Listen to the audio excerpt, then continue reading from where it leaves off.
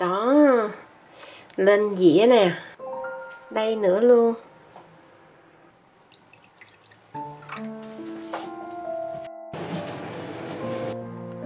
Ngon chưa? Nhìn đói bụng luôn đó.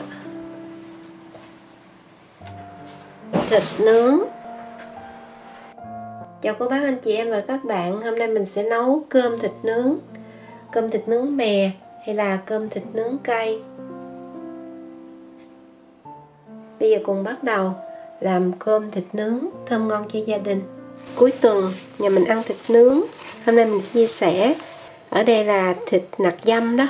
Sau khi rửa xong cái mình lấy cái giấy thấm cho khô. Bây giờ mình cắt ra nè. Thành phần nguyên liệu để đi chợ mình khiên để bên dưới video trong phần mô tả. Anh chị em và các bạn có thể coi bên dưới nha. Hoặc là vừa làm mình vừa nói luôn. Mình có ở đây là 980g thịt. Thịt để nướng mình mua cái nạc mỡ như vậy nè. Lúc mình nướng nó không có khô. Rồi sau đó mình sẽ cắt mỏng mỏng ra. Tùy theo anh chị em và các bạn mình thích cuộn lại hay là xiên đó. Ở đây mình cắt dày khoảng 2,5mm. Mình cắt ra thành những cái miếng như vậy. Nhà mình rất là thích thịt nướng. Nướng các kiểu luôn.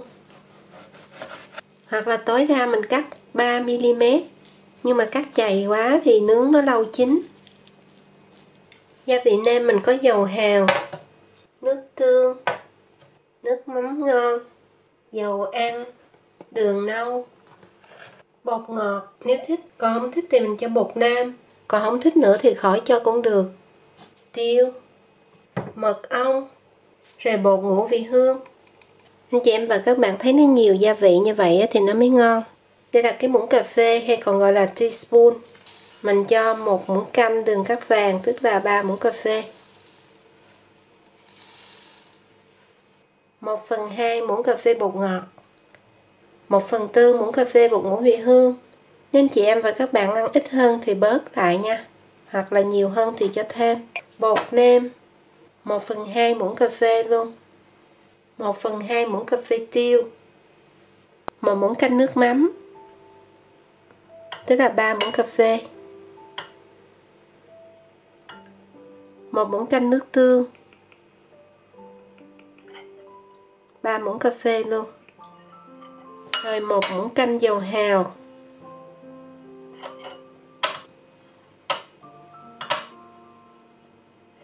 Một muỗng canh dầu ăn.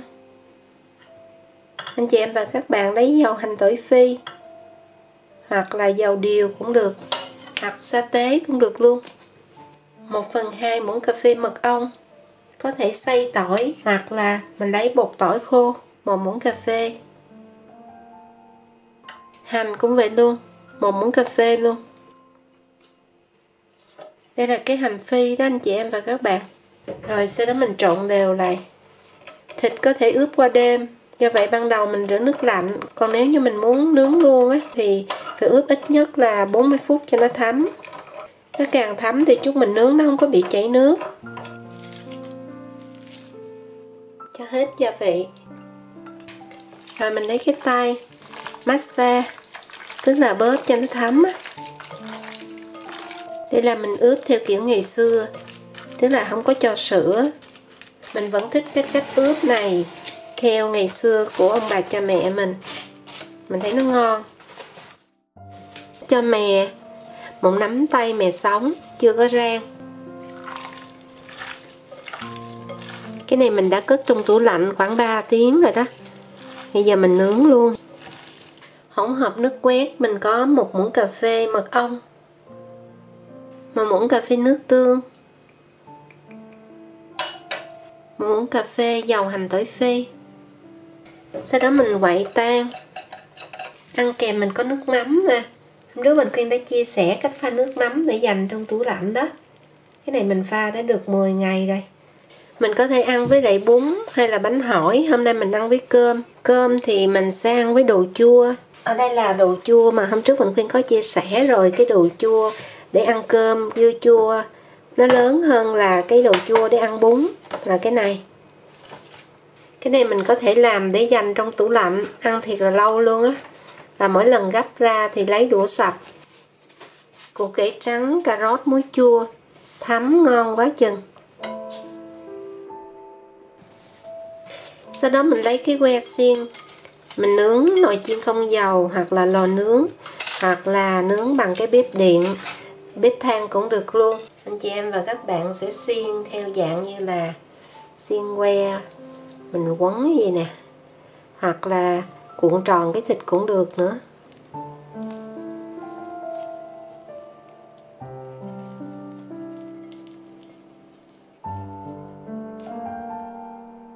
Chị em nào ướp sả thì khỏi cho mè. Nếu trong gia vị có sả thì mình khỏi cho mè. Và khi mình xiên thịt vô que, anh chị em và các bạn chú ý là mình sẽ xiên làm sao cho nó đừng có cái que lòi ra ngoài, cũng như là những cái miếng thịt nhỏ nhỏ vụn vụn á, là mình cũng đừng để cho nó ra ngoài, nó mỏng nhỏ vậy này chút nó cháy. Và vừa phải để cho nhanh chín. Nếu như mình nướng bằng bếp điện thì cái que mình phải ngâm trong nước cho lâu lâu một xíu để cho nó hút nước vô đó, thì lúc mình nướng nó không bị cháy.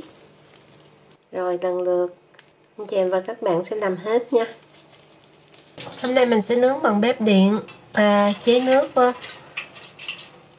Hôm nay trời âm u quá, thành thử là mình nướng ở trong nhà luôn. Cái ánh sáng ở ngoài trời nhìn cái thịt nó giống y như là bên ngoài, còn mình nướng ở trong nhà nó có cái đèn á, nó làm cho cái thịt nó bị vàng, không có màu nâu. Anh chị em và các bạn ướp giống như mình khuyên mà nướng nó ra màu nâu đó. Mình nói như vậy để các chị em biết đó là trong video sẽ nhìn thấy nó không có đẹp như là bên ngoài. Cũng như là hôm nay mình ướp nhiều nhưng mà nướng không có nhiều, mình chừa lại đó. Cái này ăn bao nhiêu thì nướng bấy nhiêu, còn lại mình cho vào trong tủ lạnh ngăn lạnh. Mình có thể để được là 2 ngày tối đa. Rồi chỉ đơn giản là khi nào nóng thì mình cho lên nướng thôi. Rồi mình cứ lật trở.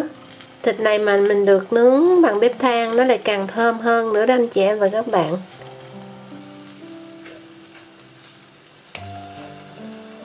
Mình cứ lật trở cho đến khi nào thấy nó chín và hơi nâu rồi lúc đó mới quét cái nước sốt.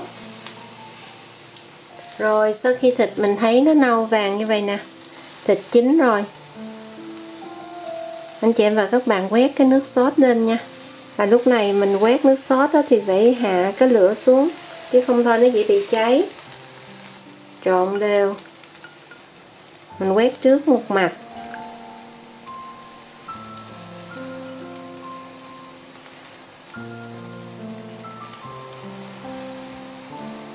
Bây giờ lúc này nè là nó lên cái mùi thơm ơi là thơm luôn.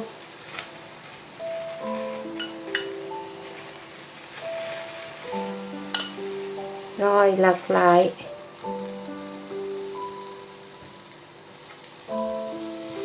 Quét cái mặt bên kia luôn. Quét nhanh rồi lật qua lật lại đó, không thôi nó dễ bị cháy lắm do nó có mật ong rồi đó. Cái này mình có thể ăn thêm với lại mỡ hành.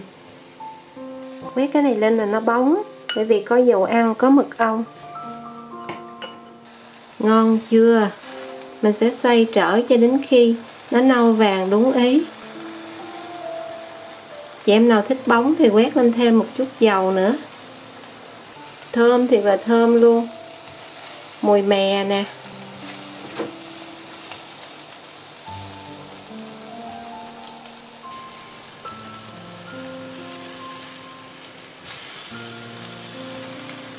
Cô bác anh chị em và các bạn cùng ướp thịt theo cách này, nướng không bị cháy. Thơm thì là thơm của mè, thịt nướng mè hay là thịt nướng xiên que, thịt nướng lụi, thịt nướng cay. Đó, lên dĩa nè. Đây nữa luôn. Cho nước mắm.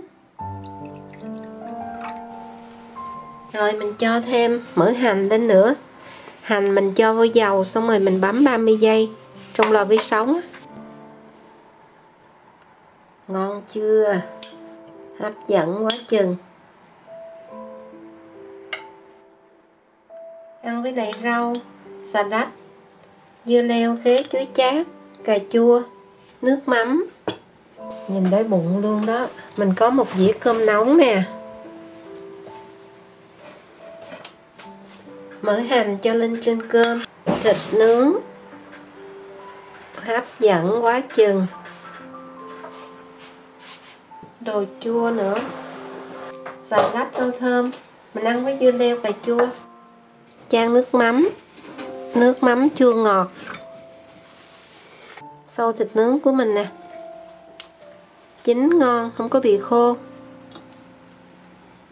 Anh chị em và các bạn cùng nấu cơm cho gia đình và cùng ăn ngon. Xin chào tạm biệt. Hẹn gặp lại ở video kỳ tới.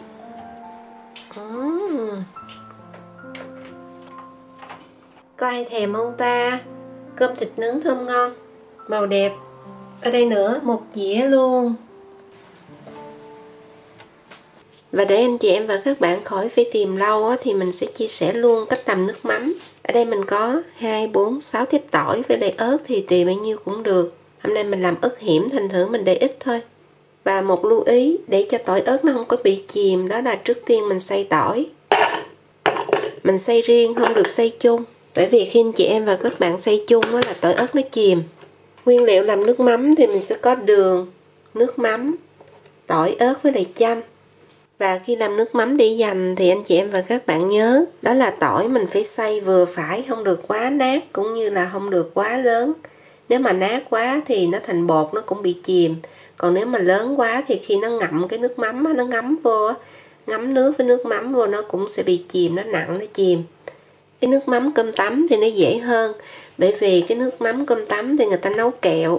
Khi kẹo thì cho cái tỏi ớt nó khó có bị chìm hơn là những cái nước mắm khác. Cái ớt này anh chị em và các bạn có thể để riêng, mình ngâm trong giấm cũng được. Bởi vì nếu nhà có con nít đó, mình cho vào trong nước mắm là cay ăn không được đó. Pha nước mắm này nó phụ thuộc vô nước mắm. Mình sẽ nấu với lại đường phèn. Chị em mình cũng có thể nấu đường thường được luôn. Đường vàng hay trắng đều được. Đây là cái nước mắm kẹo thành thử ra mình nấu hơi nhiều đường. 300ml nước. Hay là 300g hoặc là 1 cấp và 1/4 cấp. Trời ơi, mình có một chai nước mắm rồi, bây giờ mình nấu thêm nữa. Mình để lâu thì rồi lâu mới ăn hết á. Hôm nay mình sẽ pha với lại cái nước mắm ngon. Cái nước mắm ngon thì nó có cái màu đậm hơn. Mình lấy 1/4 cấp, tức là 60ml. Mình cho nước mắm khi đường đã tan hết rồi đó. Mình thấy cái màu này được rồi nè. Lượng muối thì tùy theo cái nước mắm nữa. Mình sẽ cho khoảng 1/3 muỗng cà phê. Mỗi loại nước mắm nó có cái độ mặn khác nhau, tùy theo nhãn hiệu đó anh chị em và các bạn sẽ cho cái muối. Mình canh chỉnh nha, 1/3 hoặc là 1/2 muỗng cà phê muối. Nước mắm mình thường làm để ăn trong một tuần đó. Chị em nào muốn cho cái này để lâu thì mình cứ nấu từ từ để cho cái nước mắm này nó cạn cũng như là nó chín kỹ thì mình để được lâu. Sau đó thì tắt lửa rồi chờ cho nguội thì là nguội luôn, mình mới cho chanh. Nếu mà nấu bán thì người ta sẽ nấu giấm, nhưng mà nấu ăn thì mình nấu chanh nha. Bây giờ chờ cho thiệt là nguội luôn. Đây là 15ml, tức là 1 muỗng canh. 2/3 muỗng canh nữa, tức là 25ml nước cốt chanh. Sau đó mình mới cho ớt, tỏi, rồi quậy lên. Sau đó cho vô hũ keo rồi để dành trong tủ lạnh.